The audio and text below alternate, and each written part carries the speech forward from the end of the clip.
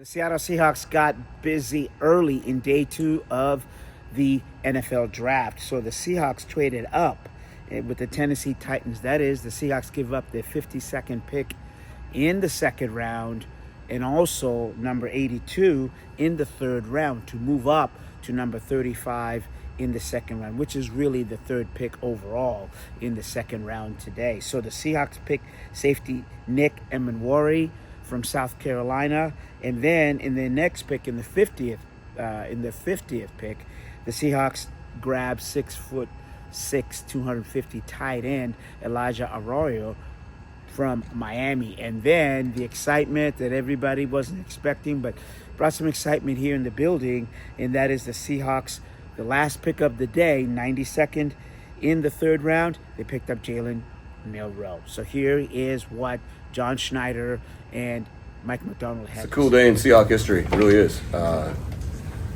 started out outstanding with Nick. We waited on Arroyo, and then adding Jalen right there at the end was a big deal for us. So really excited about it. Yeah, I mean, just talk about all three guys having just a consensus and a plan for them and a vision for these guys joining our team, and all three really exciting in their own right. So it's a great day. Well, I mean, we give Ryan Florence and Aaron Heinlein a ton of credit. Those guys did a ton of work on them. It's really hard on those guys to be able to see that 22 miles an hour or whatever he ran around the field. But he's an incredible athlete. Very, very fast. I think literally it's 21.2 or something like that. It's GPS speak, but hard worker. And he's like the William Campbell Award, like academic Heisman Award winner. He's had 4 different offensive coordinators. Worked his tail off. His mom's Navy, former Navy. Dad's Marine. Like he came in on a visit. He had a really great visit, and he was in a spot, and he just kept coming, and he was there by himself. Special kid, special athlete, special young man, athlete. When he developed him as a quarterback, but with that, can add something special as we go. Well, I think you got to look at it through the lens of the things we talked about when we first hired Clinton. One of the reasons we hired him was his ability to incorporate the whole roster and really bring out what everybody does really well. So, I mean, adding Jalen's a part of that, and like the ability to kind of employ everyone and bring the best out of all the players is really exciting. So that's how it fits. I mean, we're running Clint's offense, and Jalen's going to fit right in. And but when he's in there, we're going to be doing the stuff that he does great, just like we will when Sam's leading the charge. So it's going to be a lot of fun. Jalen's a quarterback through and through. He's going to be trained to play quarterback for us, and when he's in there, he's going to be playing quarterback. So, but the athleticism is going to come to life, when he's on the field, and that's how he's going to help. I think the physicality of Cam is. I mean, you have such a respect for Cam. He's just a unicorn of a player in NFL history for us. Legion of Boom. Just it's hard. He can't like put. He's just so unique, And Kyle's the same way. And I think what we found with Kyle is that the system allows for us to get multiple safeties on the field, and also be in the slot and with kind of like enhanced coverage responsibilities. And he can affect the game that way, kind of at the second level while training at the third level, and gives us some depth at the safety room, guys that we really love that are currently on the roster, and then to be able to affect the game early on in his career too as he starts to develop. But same story with Nick, just coming in throughout the process, getting to know us on his visit really helped out, buying into the vision that we have for him, and it's going to be really fun to work with him when he gets here next week. We had him right next to Greg, and so your question last night, right? Are there people that you're interested in? Yeah, and great relationship with Chad Brinker in Tennessee. We were talking to a couple clubs there, and yeah, we were able to. It worked out great. We were a little nervous that things were going to fall apart there because I don't know how far he would have gone.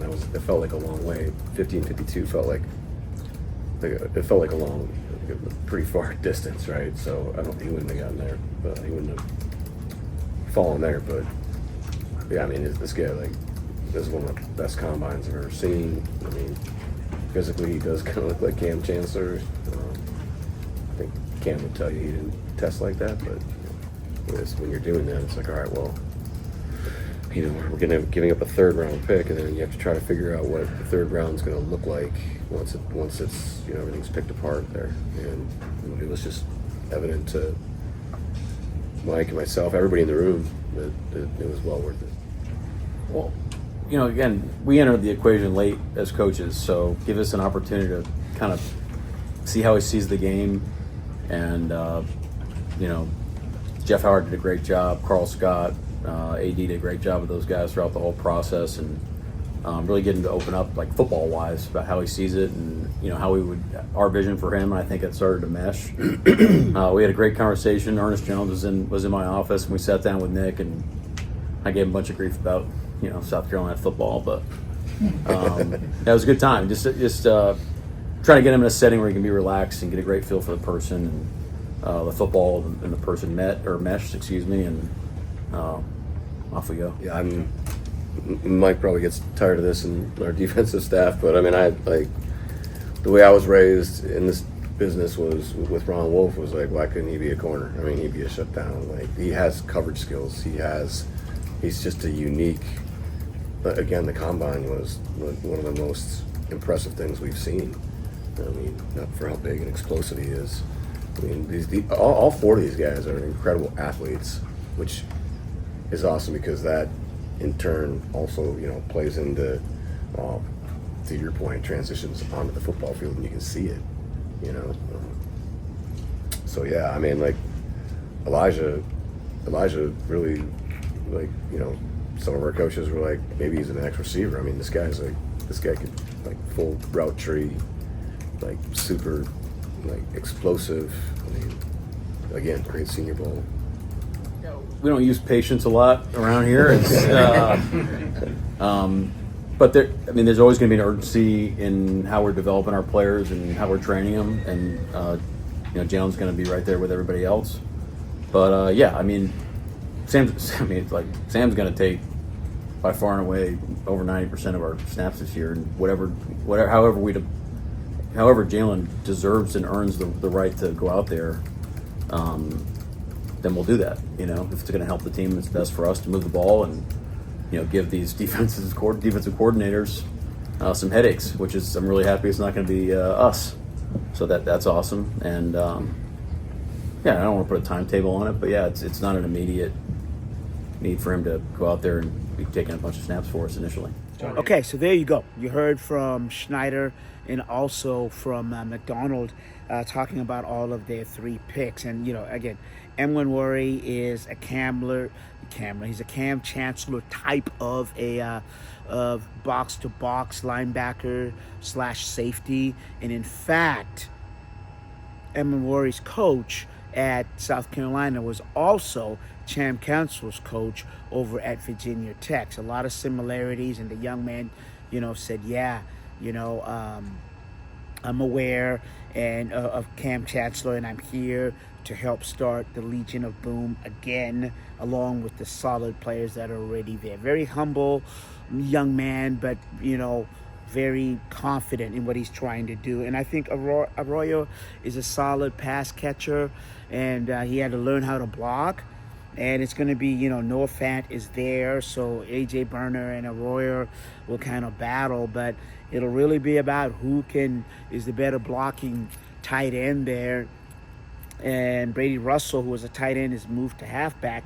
Could Arroyo go to halfback? No. Mike McDonald said, you know what? No, he is a pass-catching tight end, and we like what we see. So there's more depth to the tight end room. But, of course, I know. Let's get to Jalen Milroe. And Mike McDonald is on record, and he said, no, he is a quarterback. But he said Sam Darnold will get 90% of the snaps, and then whatever the 10% there snaps that are left in the game are there for Milroe to earn and then get himself on the field. So what I take away from this is that they want to get Milroe on the field, but they definitely look at him as a long-term quarterback with a long upside. And yeah, that's the deal. They're not trying to change positions for him, but they're going to try to move him around, just as Clint Kubiak did with Taysom Hill over at New Orleans Saints. So, you know, that's a young man, talented. Milroe is that, you know, they got to get him on the field.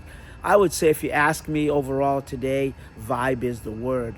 The Seahawks picked 3 players that they connected with, that they really feel can help their team. And that's what really all this is about, getting players that you connect with that can build on the base that you have. So these players all have energy, they connect, they understand the Seahawks, and they will just have to see if they can make a quick benefit to the Seahawks with rookie training camp coming up. And we'll see what the Seahawks how they finish up tomorrow in the draft. From the VMAC and Renton, I'm Vita Maria for the Cascadia Sports.net report.